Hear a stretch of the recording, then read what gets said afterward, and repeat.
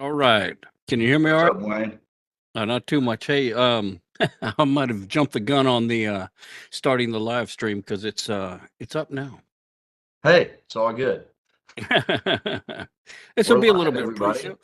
People love a pre-show. They want to see all this stuff. Hang on a second. I got to start my little slideshow back here. Start it up. Have you already shared the link on socials? Or can you send me a link right quick and I'll share it on social? All right. Or should I just share that web? No, I can't share that. Yeah, I think what you have to do is go to the YouTube channel and then see the live stream and then click on share on that and then send that to Okay. Twitter or whatever.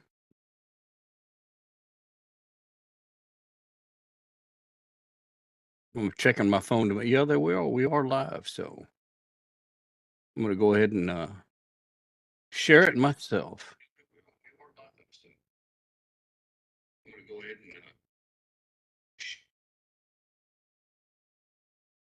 We're definitely live. Welcome to ATL Prime Sports, folks. We're getting Yeah, going here. getting all of our ducks in a row, so to speak, which is all Waiting right. for Larry to get in and we'll start this thing live. Very cool.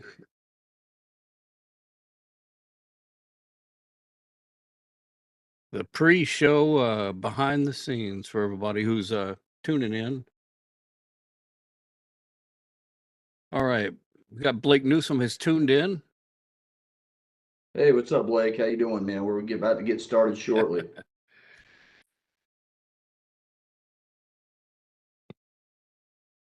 What I'll do is I'll monitor the chat during the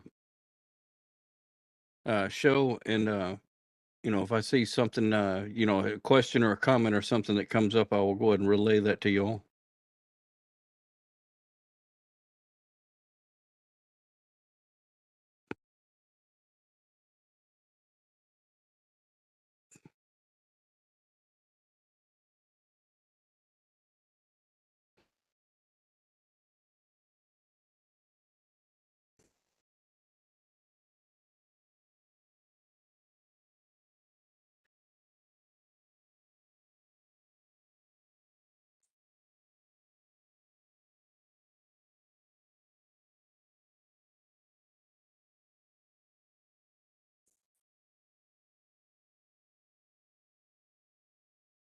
All right, all right, all right. Matthew McConaughey's terms. Right. So, lots to cover today, folks. Stay tuned. Get Larry, voice of the PA, voice of the Rome Braves, in here shortly. We'll get chatted with some NBA finals. We'll talk some Braves baseball, and college football's under 100 days away, folks. So, we'll be College talking a lot football. about that here in the South the next 100 days or so, because it's always football season, and especially talking season down here in the southeastern part of the country. I don't think anybody down here has stopped talking about football. They talk about it all the time, and in Memphis, we do go through a basketball phase, I must admit, but then a little bit of baseball and then football comes right around the corner pretty quick. That's right.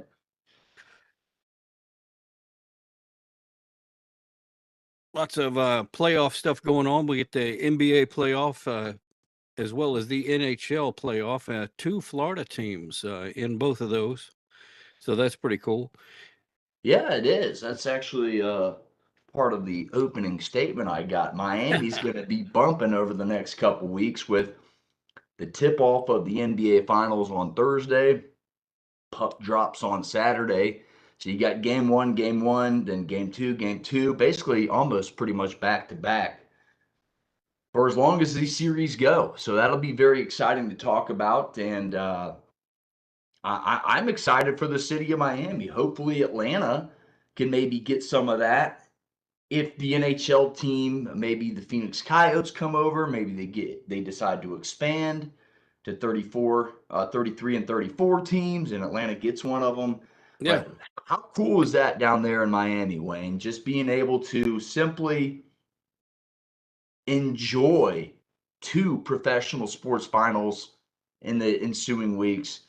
Get off work, kick back, grab anything but a Bud Light, sit back and watch the game. No, I'm just teasing. If you drink Bud Light, go right ahead. I'm just teasing. Yeah, I don't think I've ever drank that, controversy or not. But I just, it's a little light for me. A well, little light. I've always been, more of a, a Pilsner, but not something so light, I'm a lager guy. Land Yeah. Shark Lager is probably my favorite beer of all time. The old Jimmy Buffett beer, I probably split time between the Yingling and the Miller High Life. Miller High Life is very good to drink after you finish cutting the yard. The champagne of beers. It almost tastes like fishing too, because I'm apparently it's probably because my grandfather always drank that when he went fishing.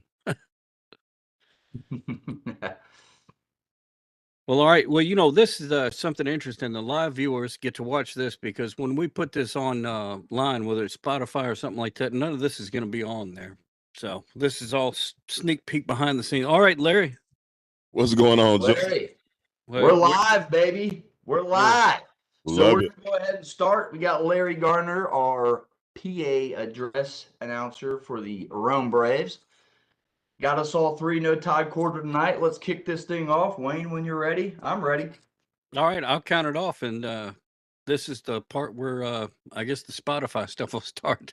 We're going 5, 4, 3, 2, 1. Hit it. Welcome to another edition of ATL Prime Sports, a live edition of ATL Prime Sports tonight. I'm JJ Jurjevich. Joining me this evening is the one, the only Larry Gardner in Adairsville, Georgia. And of course, our fabulous producer, Wayne Ridenauer in Memphis, Tennessee, home of Elvis Presley and that fabulous Graceland mansion. You can find us all on ATL Prime Sports on Twitter, Instagram, Facebook, and YouTube at ATL Prime Sports. You can search Apple and Spotify as well. And again, welcome, and hope you guys enjoyed the content. Personal Twitters at JJ Get You One for myself. That's at RWY Junior for Wayne. At LG for Real though for Larry, and at Corder Todd for TC Todd Corder, who is out with some family tonight, having a great family dinner, and we wish him and his family the best while he is not here with us. How's everyone doing? We'll start off with you tonight, Larry. How you doing, buddy? It is wonderful to have a break from 26 games in 24 days. It is great to be able to be on live with everybody tonight. I'm just looking forward to being able to be on with everybody. Glad to see Wayne doing well. Glad to see you doing well, JJ. Everything is as well in Larry's world. I appreciate y'all asking. Yep. I like to hear it. Wayne, how you doing, buddy? Pretty good there. We just came off of a Memorial Day weekend, which, we like to honor those who have passed in the service of our country. But also, for me, it's a big motorsports weekend because we have the Monaco Grand Prix, the Indianapolis 500, and the Charlotte Coca-Cola 600. Although that one got a little bit delayed, pushed till Monday, which was good for me because that much racing in one day might have been too much for me to handle. Yeah, and an American actually won the Indy 500 for the first time in a while. Hey, Penske won the 500 and the 600. Yeah, pretty impressive weekend for Penske Racing. Bet he had a fat checkbook added to his bank account. I'm doing great. Not as well as the city of Miami, as we talked about in our pre-chat on the live show here, folks. They are just doing tremendous down there in South Florida. They have two teams participating in pro sports finals, the Heat and the Panthers. Florida Panthers will play the Las Vegas Golden Knights, who we've talked about have had incredible amounts of success since 2017, their second Stanley Cup Finals appearance already. And the Heat will obviously play the Denver Nuggets in a 7-game series for the Larry O'Brien Trophy. So Miami's bound to be jumping. Grab yourself a cold one, get in front of the TV, kick your shoes off for the next 2 weeks, hopefully, and you're entertained for a week and a half. Hopefully they're not a couple sweeps and it's just a dud of a finals appearance. But I'm doing great. Thanks for asking, Larry and Wayne. What's on tap for tonight? We got the NBA finals are set. We're definitely chopping those up. We're chopping up the Braves' struggles recently. And college football is under 100 days away, which is crazy to say. It seems like just yesterday the Dogs defended their title against TCU 65-7. So 100 days away, we asked a question with the addition of Oklahoma and Texas. Should the SEC go from 8 to a 9-game conference schedule? And that's what's on tap for today. And without further ado, let's tip off our show with a little NBA talk, a little NBA Finals chatter. From 30 teams at the beginning of the season, now down to 2. It's the Nuggets, it's the Heat. They match up for the NBA Finals. Let's talk some news, notes, and keys to victory for this series. I'm going to start off with a couple notes, guys. Very interesting here. Both teams are looking for firsts. Denver's looking to be the first, their first championship in the history of their organization. And they're looking to be the second ABA team to win in the NBA Finals, the first being the San Antonio Spurs. The Heat look to become the first 8th seed to ever win the NBA Finals. So you got those things to look forward to. Miami's making its 7th finals appearance since 2006. It's the most in the NBA in that span. Not your Warriors, folks. It's the Heat. So based off the opening line at minus 360 in favor of the Denver Nuggets, this is the 3rd largest favorite over the last 20 years in the NBA Finals. So if you're a David versus Goliath guy, this is a story there. And of course, Denver is the 6th best point differential in the NBA this year. And actually, Miami was outscored during the regular season. I think it's the 3rd such team to do so like that, where they were outscored in the regular season and made it to the finals. So this is a finals that's very fascinating. Again, a bunch of firsts, and I'm excited. So those are my notes. Larry, I'll throw it to you for some keys, or if you got some notes to throw on there, man, go right ahead. Let's have fun chopping this thing up. I'm excited about this NBA Finals. We're going to have a fairly new champion. The Heat were obviously there in 2020, but didn't get the job done. But, we haven't seen these teams in the finals. Obviously, we've seen a lot since 2006, but, they haven't really crowned one of these teams a champion in quite a while. So we'll have a fairly new champ in the NBA. Larry, your thoughts? No, you're exactly right, JJ. And I think while the public and the fans may not necessarily want to see this NBA Finals matchup, I think it's exactly what the NBA needs.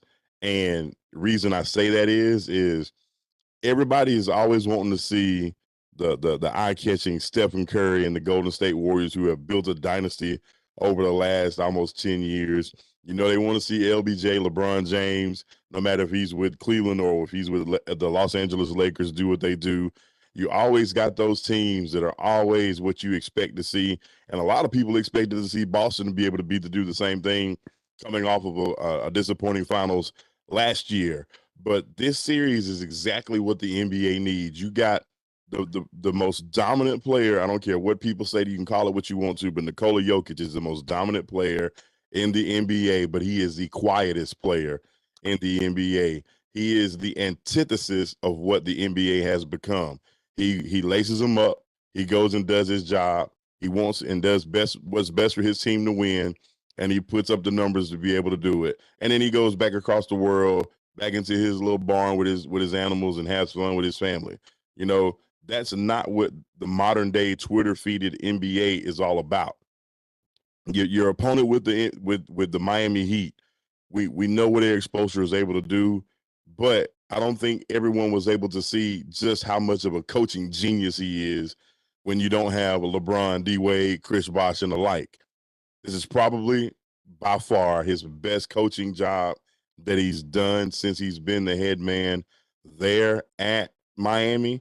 And the grittiness of Jimmy Buckets, or quote unquote Hemi Buckets, as he is now trying to trademark himself to become, but him and the rest of his supporting cast have been nothing but gritty and phenomenal this entire postseason. And for my Atlanta Hawks fans out there, I just want to let y'all know that the Hawks were the only team to beat Miami in the playoffs in a series. Just saying. That's just a quick nugget for our Atlanta Hawks fan, wishful thinking. But nevertheless, this is the first time in 33 years that an NBA Finals matchup does not have a single player from either team who was voted to the All-NBA first team. I First think That that's is- great. I think, like you said, look, I think it's great for the NBA. I mean, let's go deeper into it. Miami's got what, 4 or 5 undrafted players on their team that are making significant minutes. Caleb Martin being one of those players, if I'm not mistaken. So it's just an unbelievable. And we talked about it weeks ago at the beginning of the playoffs, how this has just been an exciting playoffs with these lower seeded teams moving forward.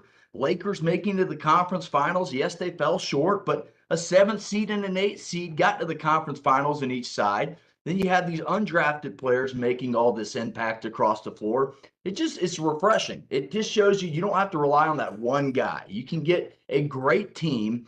And this Miami Heat team kind of reminds me of the, what is the 04 Pistons, 05 Pistons, somewhere around there with Billups and the Wallace guys, and just a good team. And they won the championship with good defense, and that's exactly what the Heat are doing. And you mentioned Spoelstra. Hats off to this guy. Hall of Famer, first ballot, no doubt about it, whenever he decides to hang up the whistle. And I agree with you. I think this is the best coaching job he has done in his career. And then you could honestly throw the cherry on 2020 as well. If he would have won a couple games in the finals, that would have been a great performance as well, because he got there out of nowhere. So it's honestly refreshing, a new breeze in a new breeze, I guess, per se, new breath of fresh air in the NBA Finals. It's just always good. My keys right here. I go for key. To me, it's pretty simple. It's really it all revolves around the 2 best players on the floor, Jimmy Butler and Jokic. For the Heat, it's pretty simple. Playoff Jimmy. You mentioned it. He's got to get back to that level. The last 4 games versus the C's, 20.8 points per game on 36% shooting. Up until that point, Butler was averaging, let me look at it's like 28 points plus during the postseason. The first round, he was averaging 37 points versus the Bucks. That's what the Heat need. That's the key. Can Jimmy Butler get back to taking the ball to the basket, making the jump shots, making his team better with a couple assists, but hitting that 35, 36, 37-point mark? Because that's what it's going to take to beat Jokic on the other side. So it really comes down to, what does Jimmy Butler do in one of the greatest moments of his career? Great player, has always been at the top of the NBA in conversation, in the top 10, top 15 players. Here we are. He's got an all-star moment, a career moment, a Hall of Fame type moment, really, a legacy type moment to really stamp his legacy on this league. And if he comes back and he plays like he did in the Milwaukee series, the Heat have a real chance. I'm not giving him much of one, though, because the guy on the other side of the floor is just so dominating. And Larry, you mentioned it. This is only the 3rd player, and this is my 2nd key. You got to stop Jimmy Butler, but you got to let Jokic be Jokic. I mean, he's the 3rd player in NBA history coming in averaging a triple-double.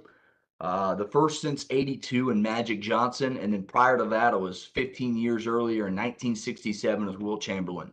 So you're talking 2 of the greatest players in NBA history, and Jokic just put his name on that list. So those are my real simple keys. The 2 best players are going to have to come to play.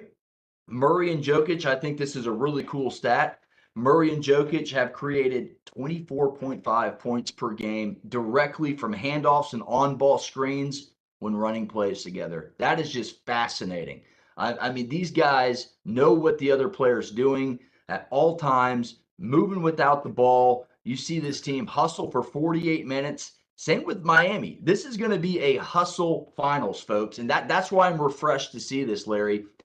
You're going to see both these teams play for 48 minutes, physical brand of basketball. Both teams are playing pretty good defense going into the finals. I'm anxious to see how this series comes out. I'm picking Denver in about 4 or 5 games, just because their team is so deep, and they've been there last year. They've been on the cusp. Here they are now. I think they're going to blow the door down and welcome themselves to to NBA stardom per se, because not a lot of people expected the Nuggets to be here at this time of year. But those are my keys. It revolves around the two best players on the court. Larry, your keys to the game. My keys to this series are simple and easy. It's the supporting cast for the superstars. And with the news that broke today that Tyler Hero may be back by game 3, that is going to be a huge boost to the supporting cast of the Miami Heat. We expect Jimmy Butler to do what he's going to do. We should expect Bam Adebayo to do what he needs to do if he stays healthy, of course. But it's the Max Strus, the Gabe Vincent, the Caleb Martins, the Kyle Lowrys that are going to determine how far Miami goes in this series. We all talk about Nikola Jokic and what his ability to do, but people forget just how talented and how awesome of a team that he is surrounded by. And you have the first person you have to start by is his point guard. I don't think people really understand just how good between Michael Porter Jr., they knew how good he was coming out of the draft, but with the injury history, they really didn't know just how good he was. And they're seeing how good he is. They're seeing how good he is. And that jumper is so sweet. Aaron Gordon, who is just been quietly giving you 12, 13, 7, 8 boards a game.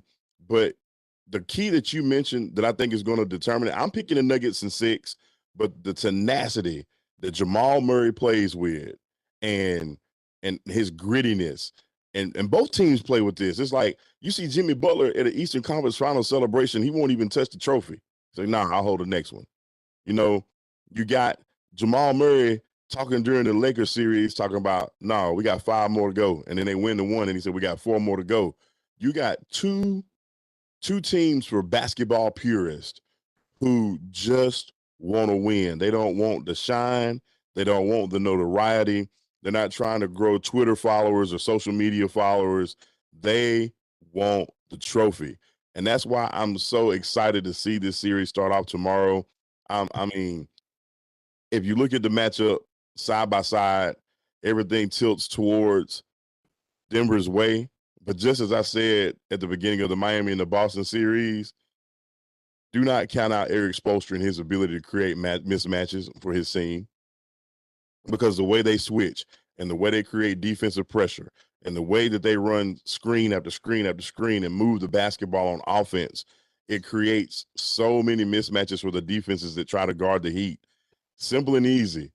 If Denver does what they need to do and they don't if they don't mess around and shy away from the formula that's got them there, they should win this in 6 games. And the reason I say that is because Jimmy we may see a repeat of the bubble, because these two teams did play each other then during the matchup there. And there's some, I don't necessarily want to call some unfinished business from the Heat's perspective, but you were able to see some things that people have been focusing on with Jimmy Butler, thinking he was directing his frustrations and his anger a little bit towards Nikola Jokic, but that wasn't the case at all. Long story short version is just Denver should win this. If they don't, hats off to Eric Spoelstra, the Miami Heat, and the supporting cast of what they're going to do. But to me, it's that those 3 against 3. It's Aaron Gordon, Michael Porter Jr., Jamal Murray versus the and I'll use 4 for them: the Tyler Heroes, the Max Struses, the Gabe Vincents, and the Caleb Martins. And if Denver supporting cast does what they've done all playoffs, I think that supporting cast is better than Miami's supporting cast. Well said. Well said. Wayne, your thoughts? Who do you think is going to win this series? And quick 1 or 2 thoughts on the NBA Finals. Well, I am pulling for Miami to win this series because I'm an underdog type of guy.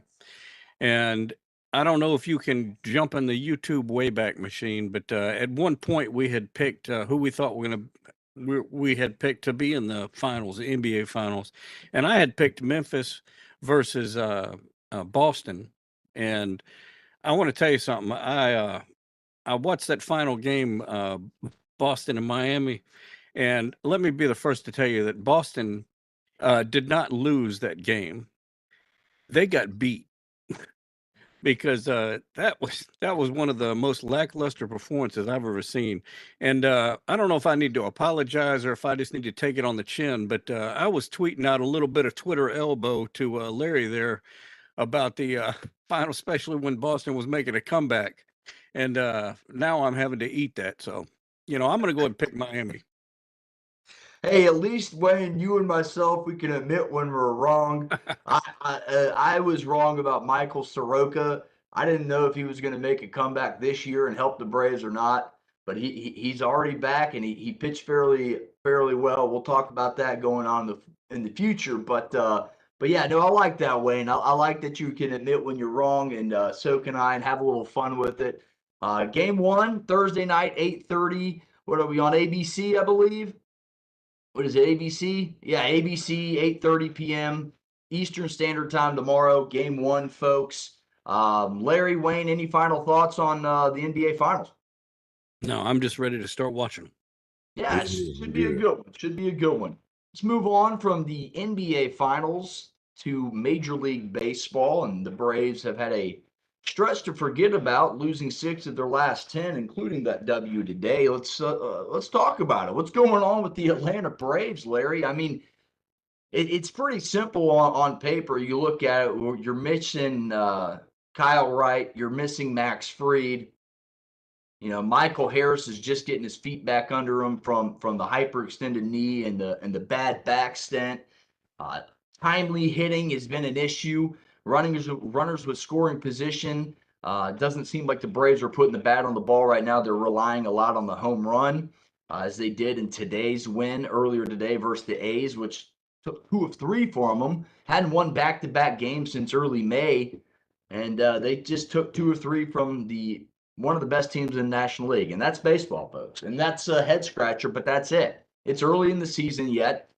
Braves are down 2 of their main starting 5 rotation. You're relying on guys like Schuster, and we talked about it, Larry. A.J. Smith-Shawver has already made his appearance into Major League Baseball. Hasn't gotten his debut yet, but my goodness, the guy spent under 40 innings in a year and a half or so in minor league baseball. Comes up from single A to double A to triple A to the big leagues in 1 year. It's just impeccable. So I really think the problem with the Braves right now is it's just injuries. I think they're getting beat up. It's that part of the season where you play Sunday night baseball at home against the Phillies. You travel all the way west to play a day game. I don't care who you are, folks. We all know about jet lag. It still affects Major League Baseball players. So they probably just recovered from the trip from Sunday night, getting there at 3 in the morning. They probably walked through game one,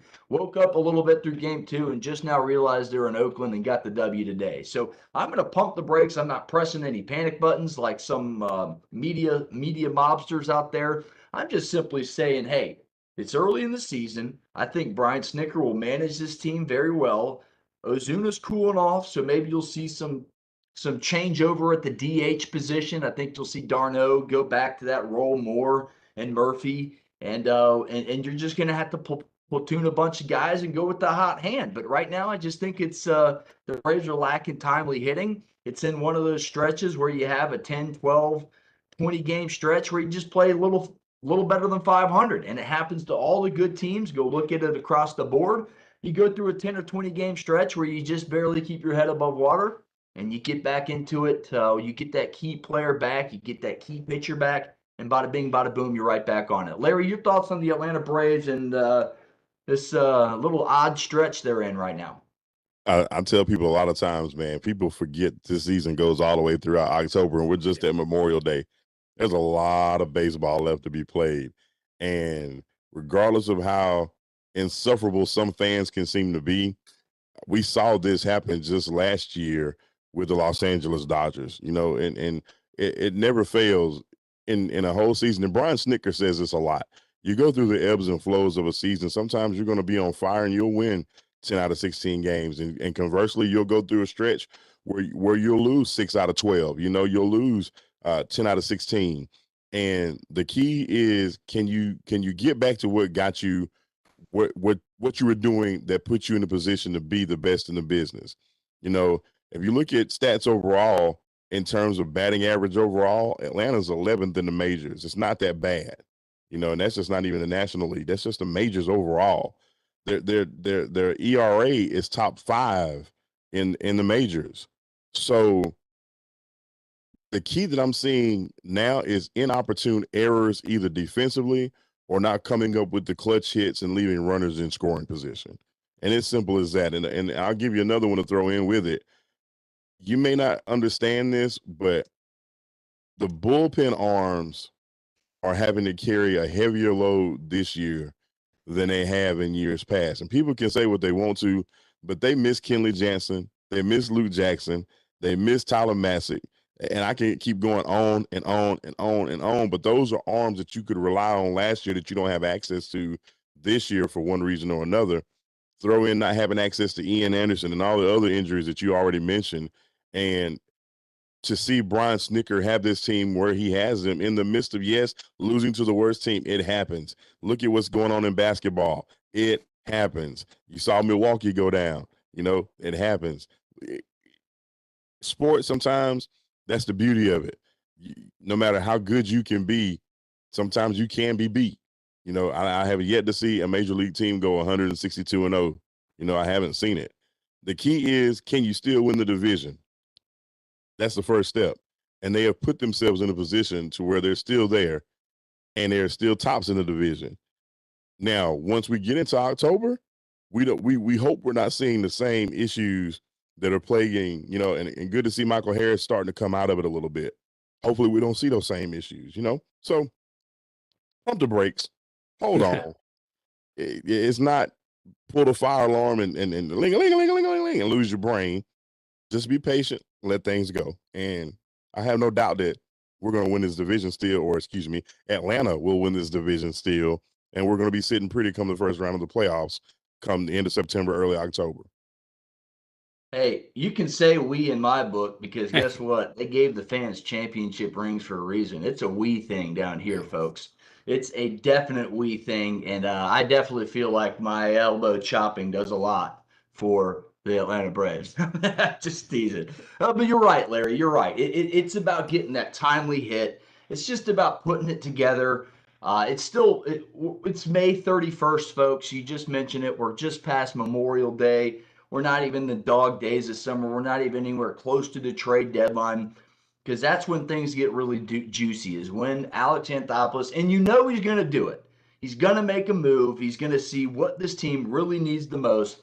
But let's look at the facts. Right now, they're still 4.5 games up on the Marlins, which was my surprise team.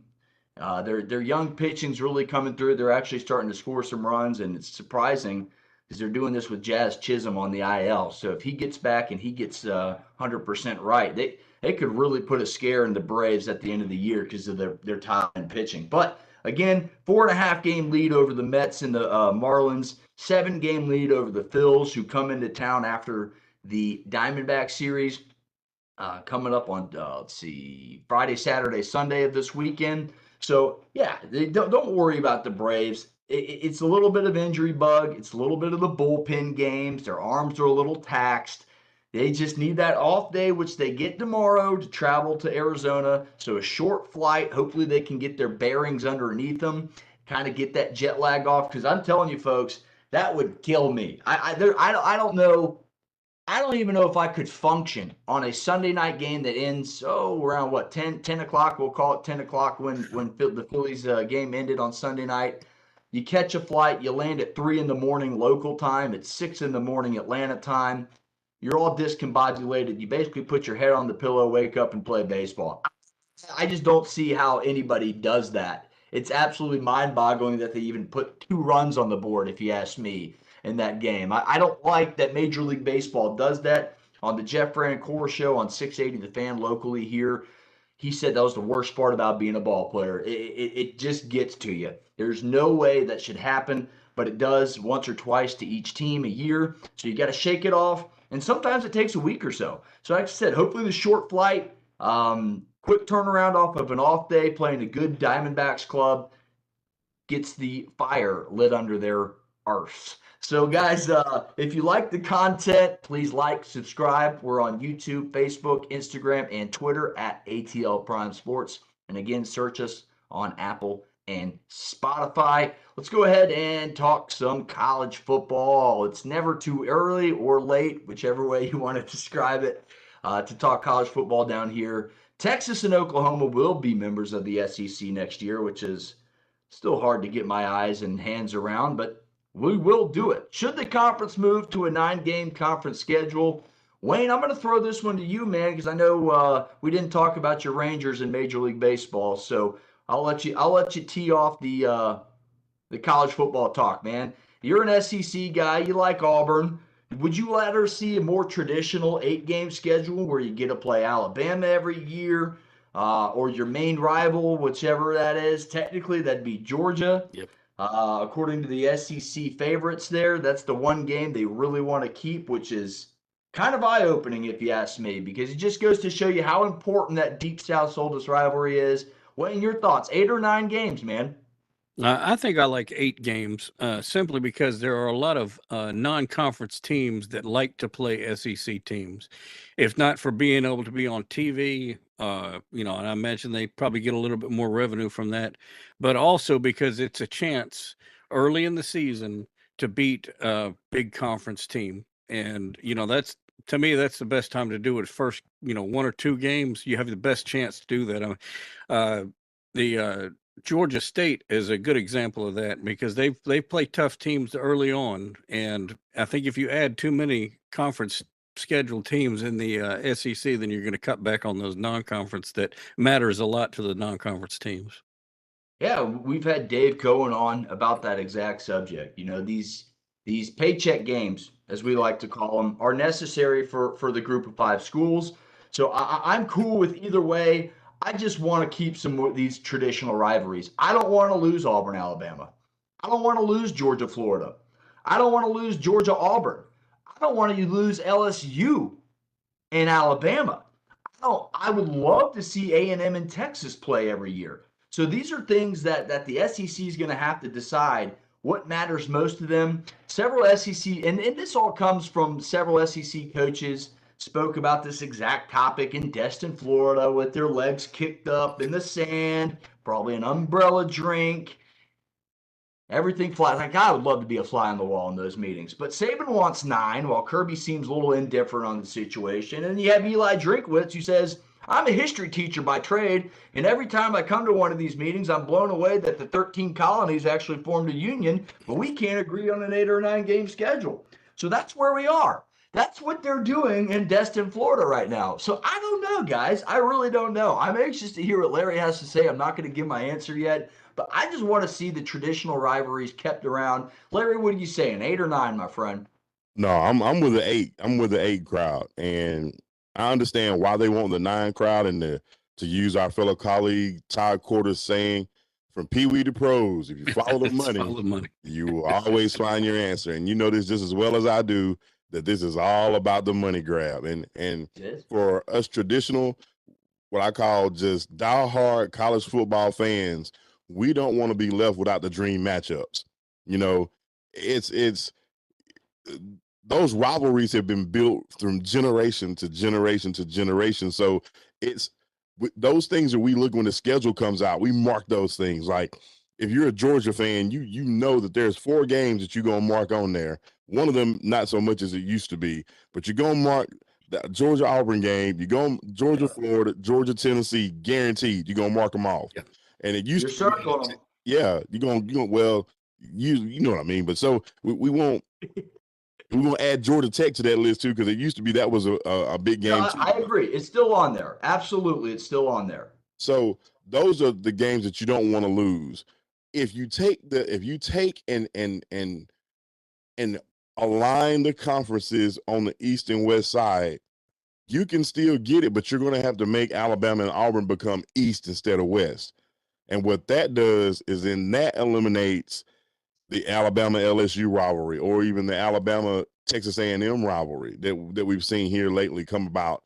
Those are those natural ones. Now, for everybody else, unfortunately, and I hate to do this to you, Big 12ers, you Big 10/Big big whatever y'all are going to be with Michigan and Ohio State and all them, and the Pac-10er/12ers that, you know, are out there in the West. We love everybody, but at the end of the day, everybody knows that the big time football is played in the SEC, and they're going to be the drivers of the bus.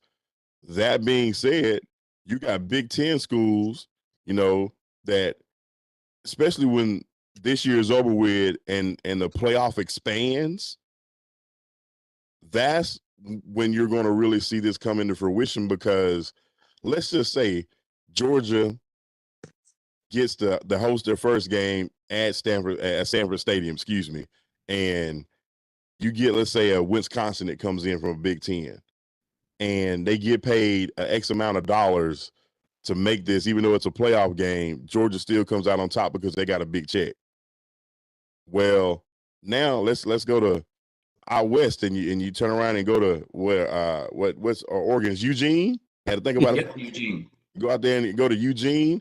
Well, Eugene and USC now are now playing at USC, you know, or we'll flip it again. They're playing it at Oregon. And because of them being out west, most of the fans that would ordinarily be wanting to watch them, if that game it took place at the Orange Bowl or at the Sugar Bowl or any other stadium out here toward the east, you're going to lose so many viewers that are going to watch them out west, and that's a money drop, you know. So I'm all about the eight's a good spot. It's a good spot because you know this as well as I do, JJ, and you too, Wayne. No matter how many, you know, Georgia's they've already taken a whole bunch of headache for their non-conference schedule coming up in 2023. It's bad. You know, let's say you take a couple of those teams out of that schedule and you replace them with Alabama or Texas A&M. Or heck, I'll even give you one that's an actual reality that'll come in a couple of years. Georgia and Florida State just agreed to play a home and home. They did. You know, so what if it's Florida State coming to Athens? Do you not think College Game Day would be all over that? Correct. Money. Georgia's got one in the pipes. They're trying to schedule Michigan in a home and home, but because of the schedule, they're putting it on hold. So, no, and I'll let you get back to it. I don't want to interrupt you. Go ahead, Larry. No, you're good. And I'm wrapping up. It's the simple thing is, if you could pick, and I'll pose this to both you, JJ, and to you, Wayne. If you could pick any three out of conference matchups to kick off the 2023 season in August, what would they be? And you can't include the ones that are existing out of conference games. So you're saying I get to choose which team I want to play to open up the season? Yes, if you're Georgia and you get to kick off the 2023 season in August, who would be your three out of conference teams that you would schedule this year?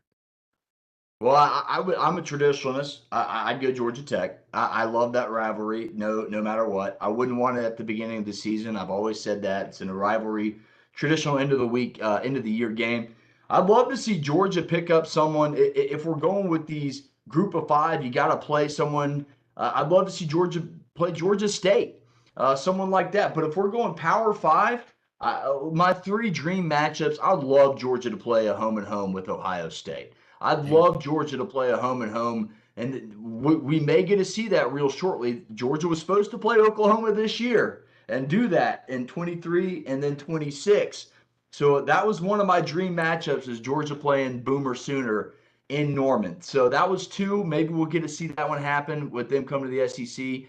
And three, honestly, it's USC. I want to see Georgia play Southern California, and to me, that would be one of the ultimate college football matchups. You get that LA market, you get the Southeastern king right now, and you got former Oklahoma head coach, and it's right there. Lincoln Riley, right? Lincoln Riley. So you got Lincoln out there, you got Caleb Williams coming back. Carson Beck, I mean, that just screams TV ratings all over it. So those would be my three, Larry. And to answer the question, I'm really on the fence, because on one hand, Georgia's only played Texas A&M once since they've came into the league in 2012. I would like to see more Georgia Alabamas. I'd like to see more Georgia LSUs. We get Georgia Ole Miss this year, so I can't argue with that.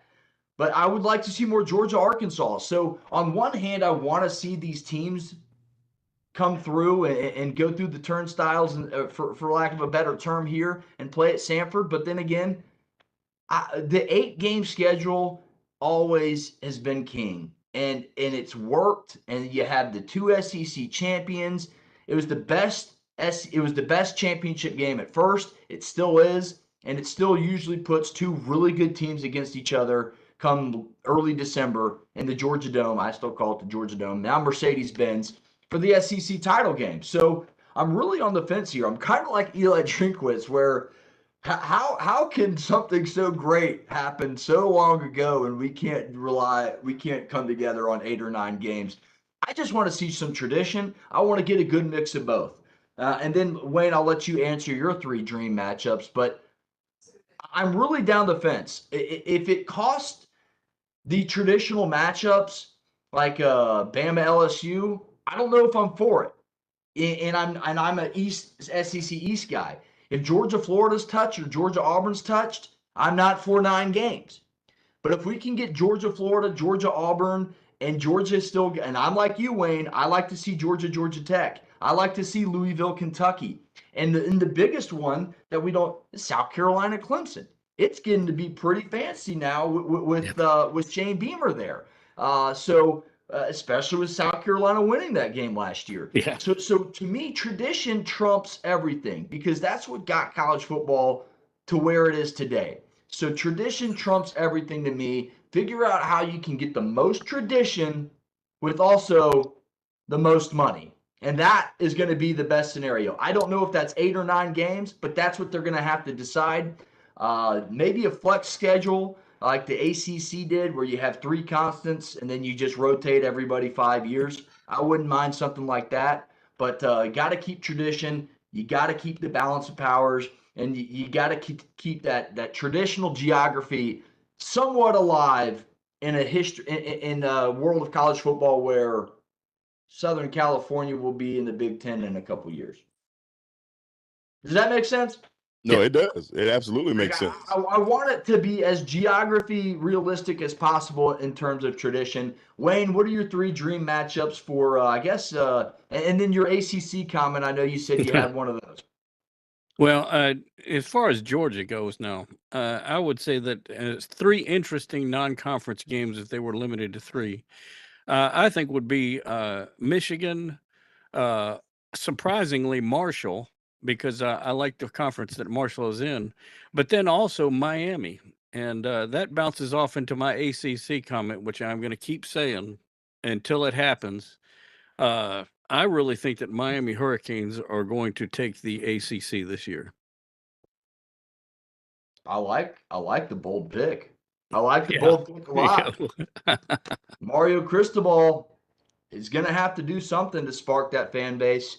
I like it. No, I think we're all right there in agreement. I think we all want the best mix of tradition and modern money, obviously, is where it all goes, as our co-host Todd Corder's not with us would always say, follow the money. So wherever the money leads, it will go. And I really hate to say stuff like that, but it is true. Whatever makes the most money for the conference will probably end up being the answer. And I hate to say it, I think it will end up going to 9 games. But I just hope you don't lose those games like Georgia Tech, or like maybe this year you got Georgia State and Auburn, Wayne. Georgia State and Auburn. So Georgia State needs that game to help their athletic program out. Yeah. So as long as you can get 1 game of those, and I am all for getting rid of the FCS versus Power 5 games. I think Group of 5 teams should be able to play FCS, but I think Power 5 teams should get away from the FCS opponents. But whatever works best, I don't know what the answer is. Great college football topic today. That about wraps it up, guys. Any final thoughts on the college football talk before we head to our final thought for the evening? I think we're good to go. Yep. Let's start it off. Wayne, what was that, Wayne? No, I'm good. Let's go. We're good. My final thought, I'll tee this one off, man. I'm a golfer. I've been really addicted to both the PGA and the Live recently. The Memorial Tournament tees off tomorrow at Murrayfield Village Golf Club in Dublin, Ohio. Good luck to the whole field. I'll be watching. I'll be tuning in on the ESPN Plus app. Wayne, why don't you All right. give us your final thought for the show, and then we'll go with Larry to tee us off for the final thought. Well, there are two things that kind of struck me as odd in the series that Atlanta had with Oakland. But the main one was just how few fans were at the Oakland game. And it kind of shocked me, and it reminded me of the White Sox when they were having their attendance slump. And I really think the fans should get out there to the game. I mean, I know Oakland's not doing all that well, and I'm the least fan of Oakland possible, being a Texas Ranger fan. So, but get out there to the games if you can. I like it. Great final thought. No, I'm with you. It's watching the series. It's kind of sad. A team like Oakland, who has a lot of history in Major League Baseball, 1989 World Series champions, Bash Brothers, Ricky Henderson. I mean, a lot of history for a club that had, golly, if you looked at the game today, and I was able to, I don't know if I'm going to believe those turnstile numbers. Larry, your final thought, buddy. Now, to even piggyback off of that, JJ, I'm pretty sure y'all saw the video. They had a fan that ran around, they ran onto the field, ran the entire bases, and jumped back into the stands, and security did not touch him. Didn't even bother him. He ran around the whole bases, jumped back in, got in his seat, and act like just ain't nothing happened. Well, that's a story. And that is a story, but you can't make it up. No, you can't. You really can't. And I'm in the bases with the Braves and the A's. It's like what we have at the minor league. We have on family days on Sundays where the kids can run the bases and go play toss and catch out there in the outfield. They did that in a major league stadium during a major league game day. Yeah. It's just mind-boggling to see the things that's going on in Oakland. And I hate it because we all grew up with the Bash Brothers and Canseco and McGuire. I mean, Dave Stewart was probably one of the best pitchers I'd ever seen when I first got into it, and Dennis Eckersley being the shutdown save artist that he became, yeah. Ricky Henderson being the leadoff. It was just, that lineup was just deadly in the 80s. Most of you probably can still remember the day when we were watching the World Series game when the earthquake hit there in San Francisco, when it was San Francisco against Oakland in the Bay Series. But yeah, this whole thing with them moving to Las Vegas, I think it's going to be crazy. I think it's going to spark a whole lot of other controversy with that move, but that's neither here nor there. My final thought is simply about A.J. Smith-Shawver and how quickly he went from Augusta to Atlanta. And you're going to start seeing this happen more often than not with pitchers being more specialized. And whether you're a fan of the game or not, I hate to see the fact that kids are 7, 8, 9, 10 years old and just shutting down and not doing anything else but playing baseball all year long. And as a former athlete that played multiple sports, people don't understand that when you're throwing and throwing and throwing, you don't give your arm a break. By the time you do that for 20 years, your body starts to break down. Hence why I'm a huge advocate of playing multiple sports. Play baseball, play basketball, play football, run track, play tennis, play golf, do other things that give your body a break so that you can exercise other muscle groups. And if you want to be a baseball player, you can do that. But for what A.J. Smith-Shawver has done, going from Augusta to Atlanta in less than 60 days is mind-boggling. Absolutely mind-boggling. It really is. Well said, Larry. Very great, very good final thought. A lot better than mine. And Smith-Shawver, you saw him personally. I can't wait to see this guy. This guy was a 5-star quarterback, high school recruit. I forget, he was committed to some big football school, decided, you know what, I'm going to play baseball, and worked his butt off, and now he's here. Hats off to him. I can't wait to see what he does in a big league uniform. Had a great show tonight, guys. All you who listened, thanks for doing that. Like, subscribe at ATL Prime Sports. For Larry in Adairsville, for Wayne in Memphis, Tennessee, I'm JJ. For Todd Corder, who wasn't with us tonight, this has been ATL Prime Sports. Again, please like, subscribe, get you one, and we'll see you next week, ladies and gentlemen.